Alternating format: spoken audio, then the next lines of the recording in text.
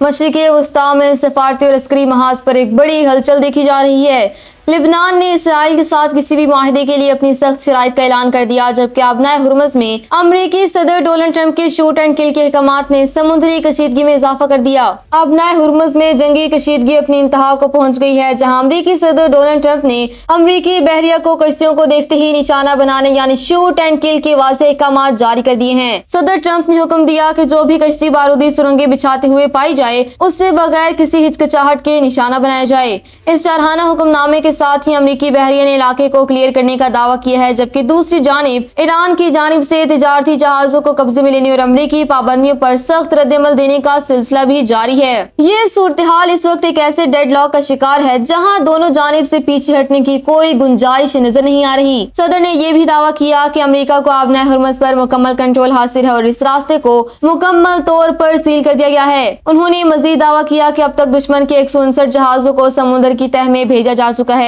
اور امریکی مائن سویپرز علاقے کو صاف کرنے میں مصروف ہیں۔ دوسری جانب امریکی محکمہ جنگ نے بحر ہند میں ایک بڑی کارروائی کی تصدیق کی ہے، جس میں MT میجسٹک ایکس نامی ایک بے وطن جہاز کو روکا گیا، جس پر ایران سے تیل کی غیر قانونی نقل و حمل کا شبہ تھا۔ امریکی حکام کا کہنا ہے کہ یہ جہاز بین الاقوامی پانیوں میں پابندیوں کی خلاف ورزی کر رہا تھا اور وہ ایسے نیٹ ورکس کے خلاف کارروائیاں جاری رکھیں گے جو ایران کو مادی مدد فراہم کرتے ہیں۔ امریکی سینڈو پکام نے واضح کیا ہے کہ بین الاقوامی پانیوں کو کسی بھی پابندیوں کی زد میں آنے والے اداکار کے لیے ڈھال کے طور پر استعمال نہیں ہونے دیا جائے گا۔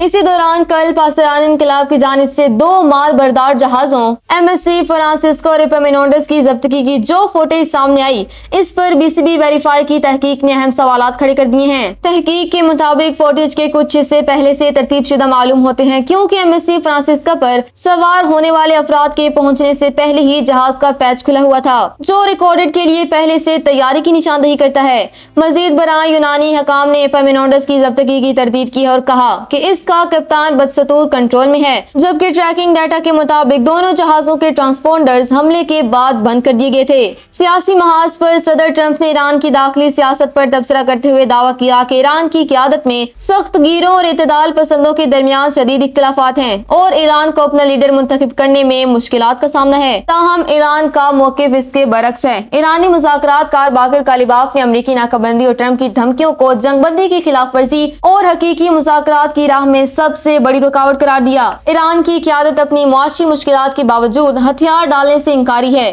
اور ان کا ماننا ہے کہ وہ اس طویل تعطل کو برداشت کر سکتے ہیں۔ اس وقت صورتحال ایک ڈیڈ لاک کا شکار ہے، جہاں نہ امریکہ اور نہ ایران پیچھے ہٹنے کو تیار ہیں۔ امریکہ کا خیال ہے کہ یہ معاشی دباؤ ایران کو دوبارہ مذاکرات کی میز پر لائے گا، جبکہ ایران اپنی شرائط پر سمندری راستے کھولنے پر اصرار کر رہا ہے۔ اس سفارتی اور عسکری تعطل کو توڑنے کے لیے پاکستان بطور مرکزی ثالث اپنی کوششیں جاری رکھی ہوئی ہے۔ تاہم آنے والے چند گھنٹے اس خطے کے مستقبل اور جنگ بندی کے تسلسل کا فیصلہ کریں گے۔ لبنان نے اسرائیل کے ساتھ کسی بھی ممکنہ معاہدے کے لیے اپنی شرائط کو واضح کر دیا۔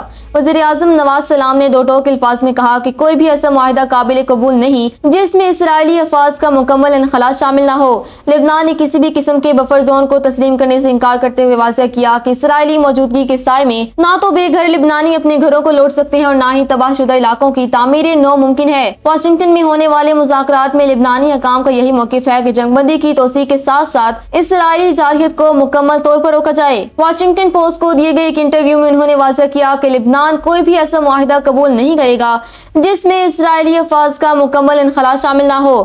انہوں نے کہا کہ لبنان کسی بفر زون کو تسلیم نہیں کرے گا اور یہ ممکن نہیں کہ اسرائیلی موجودگی کے سائے میں بے گھر ہونے والے لبنانی اپنے گھروں کو واپس لوٹ سکیں یا تباہ شدہ علاقوں کی تعمیر نہ ہو سکے۔ انہوں نے امید ظاہر کی کہ امریکہ اسرائیل پر اپنے اثر و رسوخ کا استعمال کرتے ہوئے ایک پائیدار حل نکالنے میں اپنا کردار ادا کرے گا۔ یہ مذاکرات اس لیے بھی اہم ہیں کیونکہ یہ 3 دہائیوں بعد دونوں ممالک کے درمیان ہونے والی براہ راست بات چیت کا تسلسل ہے۔ لبنان کی سفیر ندا حمادہ اور اسرائیلی سفیر یحییٰ لیٹر کے درمیان ہونے والی ملاقات میں جنگ بندی میں توسیع پر بات کی جائے گی۔ لبنان کے صدر جوزف اون کے مطابق اس ملاقات میں جہاں جنگ بندی کی توسیع کا مطالبہ کیا جائے گا، وہیں مقبوضہ علاقوں میں اسرائیلی گھروں کی مسماری کے عمل کو روکنے پر بھی زور دیا جائے گا۔ دوسری جانب اسرائیلی وزیر خارجہ گیڈیون سار نے مذاکرات سے قبل اپنے بیان میں ایک بار پھر حزب اللہ کو امن کی راہ میں واحد بڑی رکاوٹ قرار دیا۔ انہوں نے دعویٰ کیا کہ اسرائیل اور لبنان کے درمیان کوئی بڑے تنازعات نہیں ہیں اور سرحدوں کے چھوٹے مسائل حل کیے جا سکتے ہیں۔ تاہم انہوں نے لبنان کو ناکام ریاست قرار دیتے ہوئے کہا کہ اگر لبنان اپنی خود مختاری چاہتا ہے تو اسے ایرانی اثر و رسوخ اور حزب اللہ سے چھٹکارا پانا ہوگا۔ ناظرین، حزب اللہ کو غیر مسلح کرنا ایک ایسا مطالبہ ہے جسے لبنان کی حکومت ایک طویل عمل قرار دیتی ہے، نہ کہ کوئی ایسی چیز جو راتوں رات ممکن ہو۔ واشنگٹن میں ہونے والا یہ دوسرا دور مذاکرات یہ طے کرے گا کہ کیا دونوں ممالک اپنی ضد سے پیچھے ہٹ کر ایک درمیانی راستہ نکال سکتے ہیں یا پھر یہ خطہ ایک بار پھر تصادم کی طرف بڑھے گا۔